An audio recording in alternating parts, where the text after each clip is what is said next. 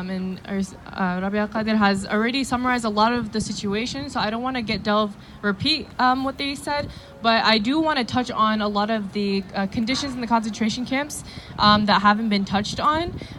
The ones that Saleh and other speakers mentioned are only the tip of the iceberg, and there's still so much hidden behind these concentration camps. So in sum, we know China's policies attack our very identity. They discriminate and oppress on the basis of religion and culture. For example, Islamic texts and the Uyghur language are banned in educational institutions. Public employees and students are not allowed to observe their religion, including the fast during the holy month of Ramadan. And it's a crime for Uyghur women to cover their heads. Doing so results in detainment and years of imprisonment. I spoke with some Uyghur refugees who suffered under these policies before fleeing. They tell me that even saying the Muslim greeting, Assalamu alaikum, which simply means peace be upon you, can get them locked up for 10 years. Saying Insha'Allah or Khudayin Bursa, meaning God willing, is also prohibited. The word God or Allah must be replaced with the word party, referring to the Chinese Communist Party, or the name of the Chinese president, Xi Jinping. China attacks Uyghurs from all fronts. Their ethnic, cultural, religious, and linguistic identity. So much so that being Uyghur is effectively a crime in the Uyghur homeland. Those who visited or lived in East Turkestan in the past year describe it as a modern-day Orwellian society where the Chinese government is the big brother watching over all of East Turkestan. The Chinese government attracts and monitors almost every movement Uyghurs make, with mandatory GPS on their cars, spyware on their phones, and now hand government caterers that live in their homes to monitor their every action. In other words, their own home has become a prison. There are security checkpoints on nearly every block, and facial scanners and ID checks at entrances to buildings.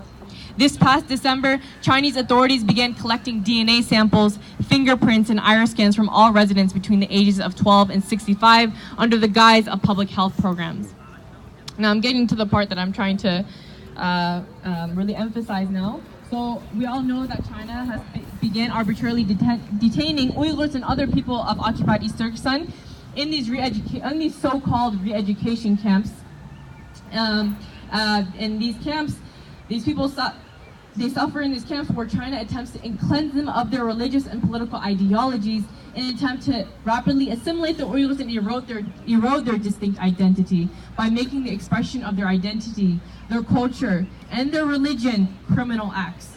The detainees have not officially been charged of any crime. There have been no trials for these detainees, let alone fair trials. A couple months ago, an Uyghur family received the body of their 17-year-old son, who was sent to a re-education camp simply because he had gone to Turkey for a 4-day tour with his friends. Now you must wonder, what must go on in this camp to lead to the death of a healthy young man? It's a question we ourselves are trying to figure out because the internment system is shrouded in secrecy with no publicly available data. But some of the conditions of such camps have already been leaked by former inmates. One of these inmates is Omar Bakali, a Kazakh citizen who spent months in these camps and shared his story with the world. He said he and his inmates would wake up together before dawn, sing the Chinese national anthem, and raise the Chinese flag at 7:30 a.m. They sang songs praising the Communist Chinese Party and studied Chinese language and history. They were told that the indigenous sheep-herding Central Asian people of Xinjiang, aka the Uyghurs, were backward before they were quote-unquote liberated by the Communist Party in the 1950s. When they ate meals of vegetable soups and buns, they first had to chant, "Thank the party, thank the motherland, thank President Xi." The inmates are also forced to eat pork and alcohol, which we all know is prohibited in Islam, in an attempt to humiliate the Muslims in these camps.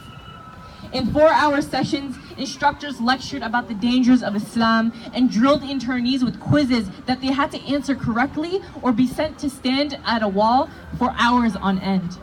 The instructors would ask, "Do you obey Chinese law or Sharia? Do you understand why religion is dangerous?" When the inmates wouldn't obey, they were sent to stand near a wall for hours and sometimes immerse their heads in a tub of ice and water. Many would be sent to solitary confinement. The psychological and physical torture would cause inmates to attempt suicide, but many have failed to do so and were threatened by Chinese authorities and who said that if they were to do it again, they would extend their stay in the camp for years. In these detention camps, inmates have been denied medical treatment, leading many of them to their deaths. Some have reported that detainees receive food that causes infertility.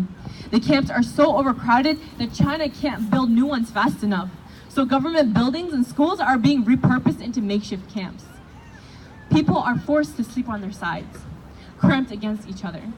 They are not provided proper clothing and undergarments, even during freezing night temperatures. The children of the detainees have been orphaned while their parents still live, sent to overcrowded orphanages in mainland China, where they are locked up like farm animals in a shed. And their parents are not notified of where their children or how they are surviving. If an Uyghur is not in one of these concentration camps, then he or she is in prison facing physical or psychological torture, or living every day in terror of being next. I know this because 2 summers ago, I spent 2 months in Turkey interviewing Uyghur refugees. And I must tell you, I am absolutely disgusted at the extent of China's disregard for human life and lack of human decency. Several of the people I spoke with were political prisoners. They described the inhumane treatment they experienced and witnessed in Chinese prisons. They told me that Uyghur women in prisons are constantly raped by Chinese authorities and sent off to the hospitals to get abortions every 3 or 4 months. And this was told to me by an Uyghur doctor who was practicing in East Turkestan.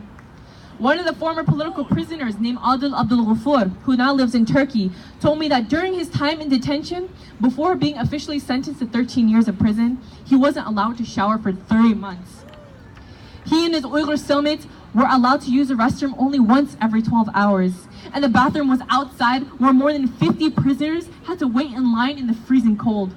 He told me how they were forced to sit and stare at a wall for 12 or more hours a day without moving, and were beaten whenever they or other detainees moved or made a sound.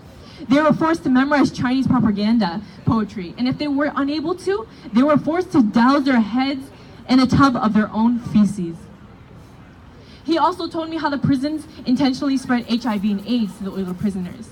He said that during his time in prison, Chinese authorities brought inner Han Chinese suffering from the disease to shave the prisoners' heads, making sure that their scalps bleed and that they contract HIV from the barbers.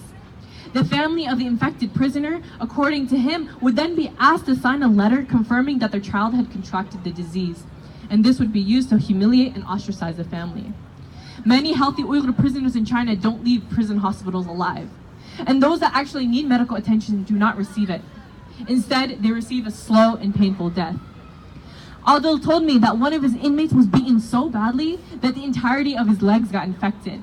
He said his legs looked like the husk of a corn stalk and that insects had covered his wounds. His inmate was left untreated and died in front of him. And stories like these, however shocking they may be, are not rare. We understand that Uyghurs may be subject to all kinds of unspeakable violation of their human rights and dignity while in detention.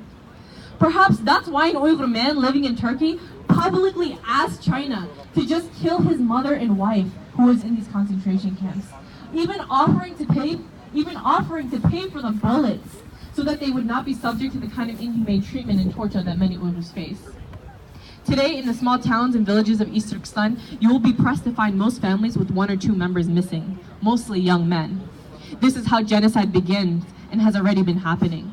The UN defines genocide as acts of killing, infliction of serious bodily or mental harm, deliberate infliction of conditions to bring about physical destruction, and measures intended to prevent births, including forcibly transferring children of the group to another group, committed with an intent to destroy, in whole or in part, a national, ethnic, racial, or religious group. There's an international convention on the prevention and punishment of the crime of genocide, in the UN has an office on genocide prevention and the responsibility to protect. So, as members of the human race, we demand that the US take action to prevent a genocide in East Turkestan by helping to shut down the concentration camps. Humanity said never again after the genocides we witnessed in the last century.